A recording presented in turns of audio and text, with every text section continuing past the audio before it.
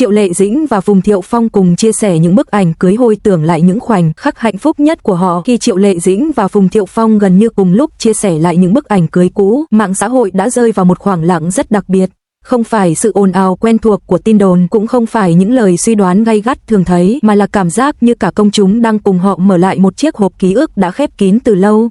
Những bức ảnh ấy không mang mục đích giải thích hay khơi lại quá khứ, mà giống như một lời hồi tưởng nhẹ nhàng về những khoảnh khắc hạnh phúc nhất mà hai con người từng có cùng nhau. Trong từng khung hình, Triệu Lệ Dĩnh vẫn là cô dâu với nụ cười rất quen thuộc, không quá phô trương, không quá rạng rỡ theo kiểu cổ tích, mà dịu dàng, có chút dè dặt nhưng chân thành. Phùng Thiệu Phong đứng bên cạnh, ánh mắt trầm lắng, như thể cả thế giới bên ngoài đều bị gạt sang một bên, chỉ còn lại người con gái trước mặt. Đó là những khoảnh khắc mà dù đã trôi qua nhiều năm, khi nhìn lại, người ta vẫn có thể cảm nhận được sự ấm áp rất thật. Việc họ cùng chia sẻ ảnh cưới không đi kèm bất kỳ lời chú thích dài dòng nào, chỉ vài dòng ngắn, mang tính ghi nhớ, như một lời thì thầm với quá khứ.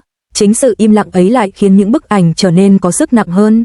Nó không kể câu chuyện của hiện tại, mà kể câu chuyện của một thời điểm khi cả hai đã từng tin rằng họ sẽ cùng nhau đi rất xa. Những bức ảnh cưới ấy gợi lại một Triệu Lệ Dĩnh của những năm tháng dịu dàng hơn, khi cô vừa bước vào một chương mới của đời mình, chương của gia đình. Khi ấy, trong ánh mắt cô có niềm tin rất rõ ràng, không phải niềm tin mơ hồ, mà là sự tin tưởng được xây dựng từ những ngày làm việc cùng nhau, từ sự thấu hiểu nảy sinh trên phim trường và kéo dài ra đời thực. Với cô, hôn nhân khi ấy không chỉ là tình yêu, mà là sự lựa chọn nghiêm túc. Phùng Thiệu Phong trong loạt ảnh cũng hiện lên với một dáng vẻ rất khác so với hình ảnh thường thấy trên màn ảnh, không phải người đàn ông của những vai diễn phong trần hay hào hoa, mà là một người chồng mang theo sự điềm tĩnh và trách nhiệm. Trong từng cử chỉ nhỏ, cách anh nắm tay, cách anh nghiêng người về phía Triệu Lệ Dĩnh đều toát lên cảm giác che chở rất tự nhiên, như thể đó là điều hiển nhiên nhất trong khoảnh khắc ấy. Khi công chúng nhìn lại những bức ảnh này, điều khiến nhiều người xúc động không phải là câu hỏi tại sao họ lại chia tay, mà là nhận ra rằng đã từng có một khoảng thời gian hạnh phúc của họ là thật, không phải được dựng nên vì hình ảnh, không phải là một câu chuyện truyền thông. Nó hiện diện rất rõ trong ánh mắt, trong nụ cười, trong cách hai người đứng cạnh nhau mà không cần diễn. Những bức ảnh cưới ấy cũng vô tình trở thành một cuốn phim tua chậm, đưa người xem trở lại thời điểm mà mọi thứ còn nguyên vẹn. Đó là lúc Triệu Lệ Dĩnh chưa phải gánh trên vai quá nhiều vai trò cùng lúc, chưa phải vừa là diễn viên hàng đầu, vừa là người mẹ đơn thân mạnh mẽ như sau này. Còn Phùng Thiệu Phong, khi ấy cũng chưa trải qua những khoảng lặng dài của hậu ly hôn. Họ gặp nhau ở một điểm giao thoa rất đẹp của cuộc đời. Việc hồi tưởng lại những khoảnh khắc hạnh phúc nhất không đồng nghĩa với việc phủ nhận hiện tại. Trái lại, nó giống như một cách thừa nhận rằng, dù con đường chung đã khép lại, đoạn đường ấy vẫn xứng đáng được trân trọng. Triệu Lệ Dĩnh và Phùng Thiệu Phong không chọn cách xóa bỏ quá khứ, mà chọn cách đặt nó vào đúng vị trí, một phần ký ức đẹp, không cần phải che giấu, cũng không cần phải níu giữ. Nhiều người nhận ra rằng, trong những bức ảnh cưới ấy, không có cảm giác tiếc nuối nặng nề. Thay vào đó là sự bình thản, như thể cả hai đã đi qua đủ nhiều cảm xúc để có thể nhìn lại quá khứ bằng ánh mắt dịu dàng hơn. Đó không còn là nỗi đau, cũng không còn là điều khiến người ta day dứt, mà là một kỷ niệm đã được thời gian làm tròn cạnh.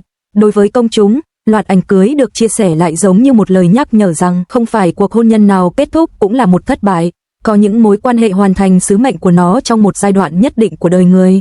Chúng mang đến yêu thương, mang đến trải nghiệm, thậm chí mang đến một sinh linh mới, rồi lặng lẽ khép lại khi không còn phù hợp. Triệu Lệ Dĩnh và Phùng Thiệu Phong, thông qua những bức ảnh ấy, không kể một câu chuyện mới. Họ chỉ mở lại một chương cũ, để mọi người thấy rằng, trước khi trở thành hai người ở hiện tại, họ đã từng là một gia đình với những khoảnh khắc hạnh phúc rất trọn vẹn. Và chính sự trọn vẹn ấy khiến ký ức trở nên đáng quý, dù kết cục không còn như ban đầu. Có lẽ, điều đẹp nhất trong việc họ cùng chia sẻ ảnh cưới không nằm ở khả năng hàn gắn hay bất kỳ lời hứa nào cho tương lai, nó nằm ở sự tử tế với quá khứ, ở việc dám nhìn lại những gì đã từng rất đẹp, mà không cần phải sợ hãi hay né tránh. Đó là dấu hiệu của sự trưởng thành khi con người ta đủ bình tĩnh để thừa nhận rằng mình đã từng hạnh phúc, và điều đó không hề mâu thuẫn với việc mình đã bước tiếp. Những bức ảnh cưới ấy, vì thế, không chỉ là hình ảnh của một cặp đôi từng yêu nhau, chúng là minh chứng cho một giai đoạn đời đã khép lại một cách lặng lẽ nhưng đầy ý nghĩa. Và khi Triệu Lệ Dĩnh cùng Phùng Thiệu Phong chọn cách chia sẻ lại chúng, họ không làm sống dậy những ồn ào cũ, mà để lại cho công chúng một cảm giác rất hiếm, sự ấm áp của ký ức, nơi hạnh phúc từng tồn tại, từng rất thật và vẫn xứng đáng được nhớ đến bằng tất cả sự trân trọng. Nếu kéo dài dòng hồi tưởng ấy thêm nữa, người ta sẽ nhận ra rằng việc Triệu Lệ Dĩnh và Phùng Thiệu Phong cùng chia sẻ ảnh cưới không chỉ đơn thuần là một hành động nhìn lại quá khứ, mà còn là cách họ đối thoại với chính mình của nhiều năm về trước. Trong từng bức ảnh, không chỉ có hai con người trẻ trung, mà còn có cả những ước mơ rất giản dị, mong một mái nhà yên ấm, mong những ngày tháng bình thường nhưng bền bỉ, mong tình yêu đủ mạnh để đi cùng thời gian. Những ước mơ ấy, dù sau này không trọn vẹn, vẫn từng tồn tại rất thật. Có những khung hình khiến người xem dừng lại rất lâu, không phải vì vẻ đẹp lộng lẫy của váy cưới hay khung cảnh được dàn dựng công phu, mà vì cảm giác gần gũi toát ra từ ánh mắt. Đó là ánh mắt của hai người đang ở thời điểm họ tin tưởng lẫn nhau tuyệt đối, tin rằng chỉ cần có đối phương, mọi khó khăn phía trước đều có thể vượt qua, tin rằng lựa chọn của mình là đúng và sẽ không phải hối hận. Khi nhìn lại những khoảnh khắc ấy, nhiều người chợt nhận ra rằng hạnh phúc đôi khi không cần phải kéo dài mãi mãi để chứng minh giá trị của nó. Có những niềm vui sinh ra để trở thành ký ức, nhưng chính vì là ký ức nên nó mới có sức sống lâu bền đến vậy. Những bức ảnh cưới của Triệu Lệ Dĩnh và Phùng Thiệu Phong, theo cách đó, giống như những mảnh thời gian được đóng khung, không bị xóa nhòa bởi những biến động sau này. Điều khiến công chúng cảm thấy đặc biệt xúc động chính là sự đồng điệu trong cách hai người chia sẻ, không ai lên tiếng giải thích, không ai đưa ra thông điệp lớn lao. Sự đồng thời ấy mang dáng vẻ của một sự thấu hiểu ngầm rằng quá khứ này không thuộc riêng ai và cũng không cần phải tranh cãi đúng sai, nó thuộc về một thời điểm đã qua nơi cả hai đều đã từng đặt chọn niềm tin và sự nghiêm túc của mình. Với Triệu Lệ Dĩnh, việc nhìn lại ảnh cưới cũng giống như nhìn lại một phiên bản khác của bản thân, đó là một cô gái đang đứng trước ngưỡng cửa hôn nhân, mang trong mình sự dịu dàng xen lẫn hồi hộp. Khi ấy, cô chưa biết rằng mình sẽ trở thành một người mẹ mạnh mẽ, chưa biết rằng cuộc đời sẽ rẽ sang những hướng khó lường. Nhưng chính sự chưa biết ấy lại khiến khoảnh khắc trở nên đẹp đẽ, bởi đó là lúc cô yêu mà không cần phòng bị, tin mà không cần giữ lại cho mình một lối thoát. Phùng Thiệu Phong, khi chia sẻ những bức ảnh ấy, dường như cũng đang đối diện với một phần rất mềm trong ký ức của mình. Hình ảnh người đàn ông đứng cạnh Triệu Lệ Dĩnh trong lễ cưới không mang vẻ phong trần hay hào hoa thường thấy, mà là sự trầm tĩnh rất đời. Đó là hình ảnh của một người đàn ông đã chọn gánh vác trách nhiệm gia đình, đã từng tin rằng mình sẽ đi chọn con đường ấy cùng người phụ nữ bên cạnh.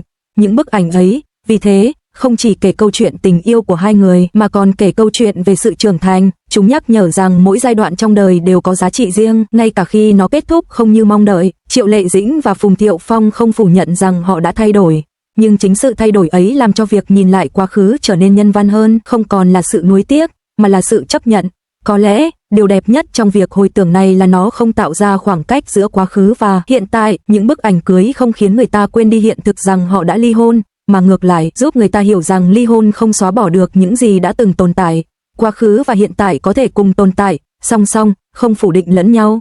Đối với nhiều người từng trải qua đổ vỡ, câu chuyện này mang một ý nghĩa rất riêng. Nó cho thấy rằng, bạn không cần phải ghét bỏ hay phủ nhận những năm tháng đã qua chỉ vì hiện tại không còn giống như trước. Bạn có quyền nhớ về những khoảnh khắc hạnh phúc nhất, mỉm cười với chúng và tiếp tục sống cuộc đời của mình một cách trọn vẹn.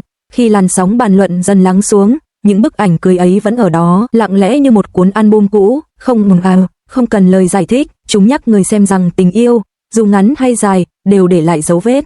Và đôi khi, dấu vết ấy không phải là nỗi đau, mà là một cảm giác ấm áp rất khẽ, đủ để người ta tin rằng mình đã từng sống hết mình. Cuối cùng, việc Triệu Lệ Dĩnh và Phùng Thiệu Phong cùng chia sẻ ảnh cưới không phải là lời hứa cho tương lai, cũng không phải là sự quay đầu, nó giống như một cái gật đầu với quá khứ nhẹ nhàng, bình thản, không oán trách. Đó là khoảnh khắc hai con người đã đi qua rất nhiều biến cố, đủ trưởng thành để nhìn lại những ngày tháng đẹp nhất của mình mà không cần phải che giấu hay sợ hãi, và chính sự bình thản ấy khiến câu chuyện trở nên sâu lắng hơn bất kỳ lời giải thích nào.